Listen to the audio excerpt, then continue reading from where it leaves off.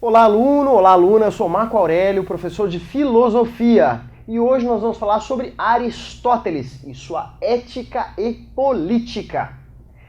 Ética em Aristóteles faz parte do que? Da teleologia. E o que vem a ser a teleologia?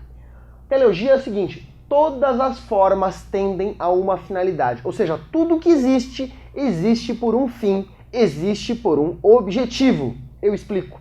Então, toda ação em Aristóteles tem um propósito e visa o quê? O bem. Daí, ele explica que bem é aquilo que todas as coisas visam, ou seja, para ele isso é a ética. As ações humanas visam atingir um fim por meio da razão, ou seja, o bem em si mesmo. Esse é o fim de toda a conduta, de toda a ação humana, é o bem. E aqui ele faz a seguinte distinção: para ele, ética é a doutrina moral individual, enquanto a política é a doutrina moral social, ou seja, coletiva. Aqui ele faz uma distinção entre Estado e indivíduo. E ele diz o seguinte: o Estado deve sempre prevalecer sobre o interesse do indivíduo. Mas por que isso, professor? Eu explico. O Estado visa o quê? A coletividade, enquanto o indivíduo visa sempre a individualidade, ou seja, a vontade individual. Aqui, o bem coletivo deve sempre prevalecer, ou seja, o bem público, enquanto que aqui o bem individual e particular não deverá prevalecer sobre o bem estatal.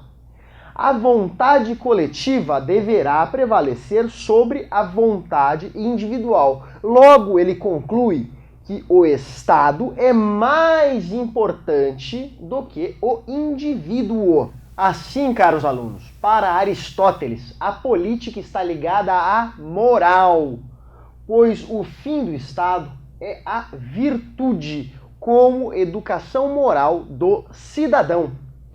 O Estado atua na formação individual do cidadão, na função de homem, ou seja, de animal político social, enquanto ser dependente do Estado, ou seja, para a satisfação de suas necessidades. Assim, o homem é um ser político e social extremamente dependente do Estado, enquanto satisfação de suas necessidades individuais. Assim, Aristóteles diferencia política de moral. Por quê? Porque a política atua individualmente em cada cidadão, enquanto a moral atua na coletividade, ou seja, enquanto todo, de forma macro. Aqui ele faz também um seguinte gráfico. O Estado, ele é composto de famílias, que é composto de pessoas, ou seja, de um chefe, dos filhos, da mulher, dos bens e dos escravos, exatamente nessa ordem. Ele coloca o chefe enquanto tutor, enquanto administrador da família, e o resto ele coloca em 4 categorias, ou seja, filhos, mulher, bens e escravos. E peraí, professor, mas qual que é a função do chefe? A função do chefe primordial é dirigir a família, é também frutificar os bens. Essa família, ela tem um fim educativo e econômico. Por quê?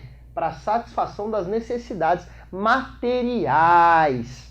E também a propriedade produtora, ou seja, com o uso de mão de obra escrava, para ela se frutificar. Mas então Aristóteles concorda com a escravidão? De certo modo, sim. Por quê? Porque o escravo, ele tem a natureza humana de escravo. Mas espera lá, como assim?